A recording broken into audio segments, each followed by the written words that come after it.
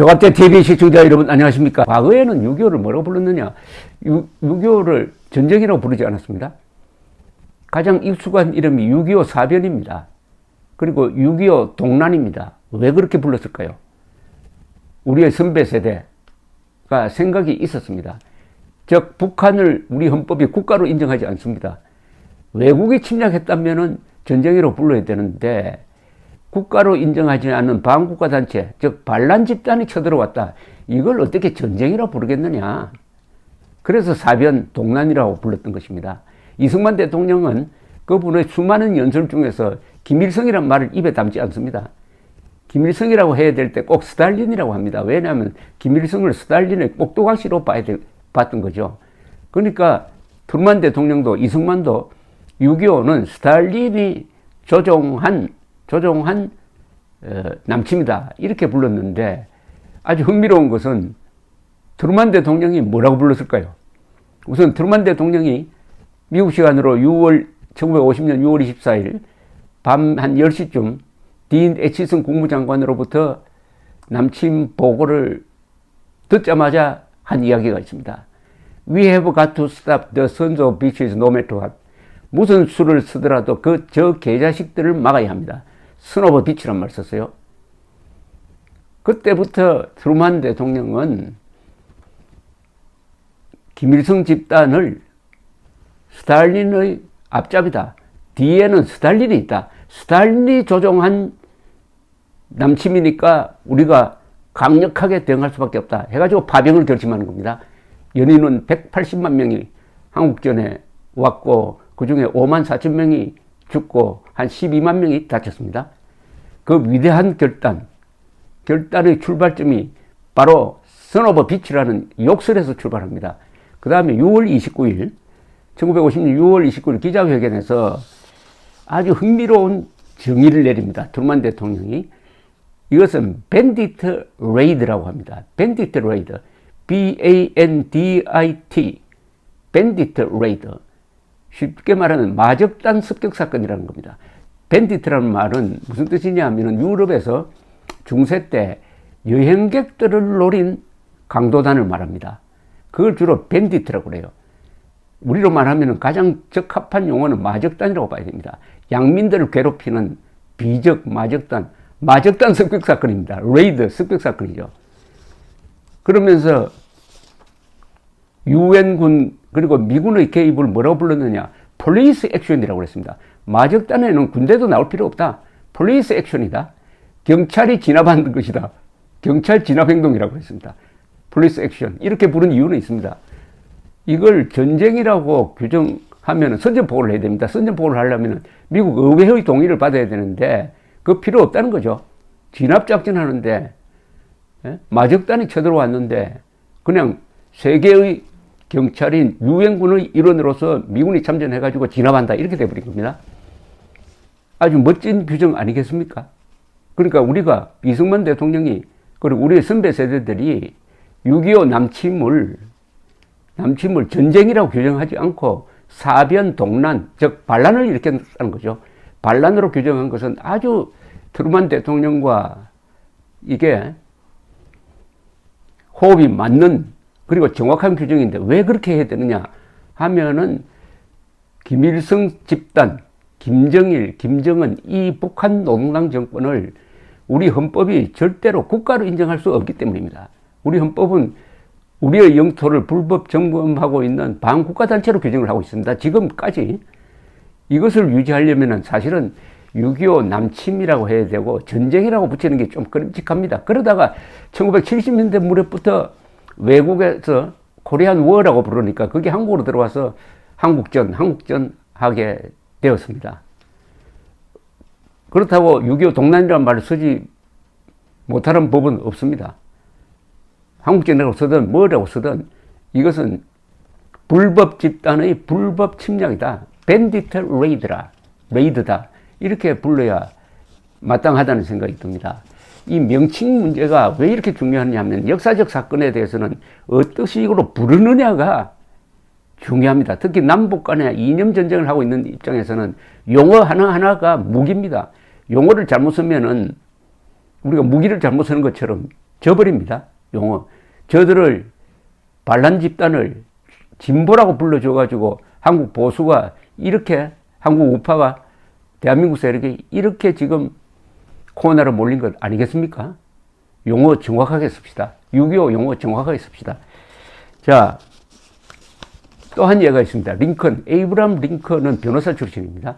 아주 법률적인 의식이 강한 사람이었어요. 남북전쟁이 시작됩니다.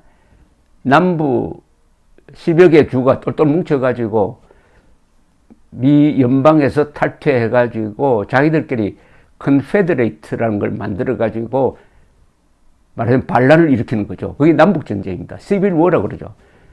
그러나 링컨은 시빌워라는 표현을 쓰지 않았습니다. 뭐라고 했느냐? 그들을 반란 집단이라고 부르습니다. 레벌스 또는 인슬렉션. 그래서 북군이 출동한 것은 진압하러 출동한 거지 전쟁하러 출동한 건 아니다.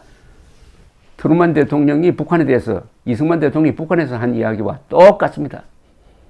위대한 분들은 링컨, 트루만, 이승만 이런 분들은, 위대한 인간은 말이 위대합니다. 말이 위대하죠. 트루만 대통령의 유명한 연설 중에 하나를 소개해 드리겠습니다. 이게 7월 19일 라디오 텔레비전 연설이었습니다. 이렇게 트루만 대통령이 말합니다. 한국은 작은 나라이고 수천 마일이나 떨어져 있지만은 그곳에서 일어나는 일은 모든 미국인들에게도 중요합니다.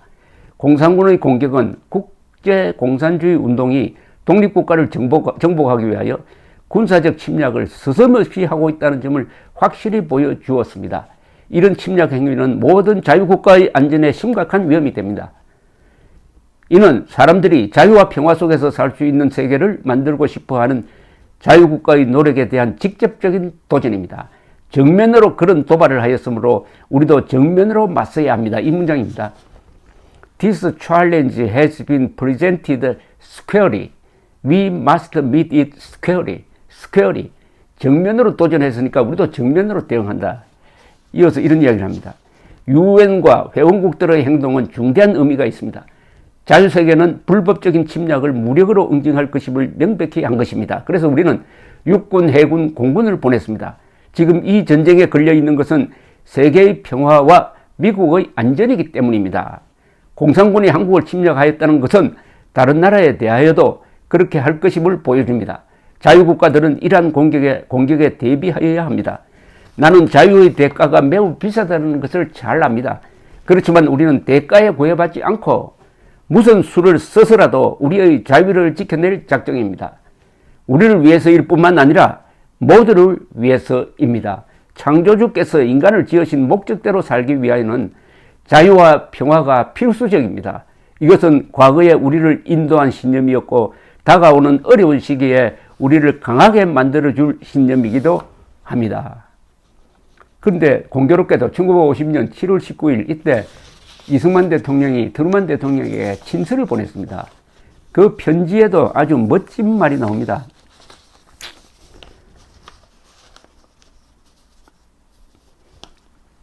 이런 이야기가 나옵니다. 소련의 후원을 받은 북한 정권이 6월 25일 새벽 한국군을 일제히 공격하였을 때 그들은 38선을 자유대항과 노예북한 사이의 군사분계선으로 유지할 수 있는 근거를 없애버렸습니다. 원상회복을 시도함으로써 적이 전열을 가다듬어 또다시 공격할 수 있도록 시간적 여유를 주는 것은 참으로 어리석은 행동이 될 것입니다. 세계 공산주의자들이 우리나라의 가슴 속에 심어서 키워온 제국주의적 침략의 악성 암세포들을 이번 기회에 영원히 도려내야 합니다. 북한 사람들은 남한 사람들과 차이가 없습니다. 외부 세력이 훈련시키고 조종하는 소수의 공산주의자들을 제외한 모든 한국인들은 그들의 조국에 충성합니다. 이 뒤에 문장이 좋습니다. 이 전쟁은 남과 북의 대결이 아닙니다. 이 전쟁은 우리나라의 반을 어쩌다 점거하게 된 소수의 공산주의자들과 압도적 다수의 한국 시민들 사이의 대결입니다. 즉, 6.25 전쟁은, 6.25는 남과 북의 충돌이 아니었다는 것입니다. 그러니까 반역자 김일성과 한민족 전체의 싸움이었다는 겁니다. 김일성 대 한민족 전체. 요 사이로 이야기하면은 김정은 대 한민족 전체. 김정은 소수의 김정은 패거리와 한민족 8천만의 대결이다. 더 나가서 70억 인류와의 대결이다. 이런 식으로 이승만 대통령은 이 싸움의 성격을 명확하게 규정했습니다. 트루만 대통령이 북한 공산군을 마적단 습격 사건으로 규정한 거하고 같죠. 이렇게 규정을 해야 우리가 북한 노동당 정권을 대할 때 자신감이 생기는 거죠. 그리고 적을 경멸하게 됩니다.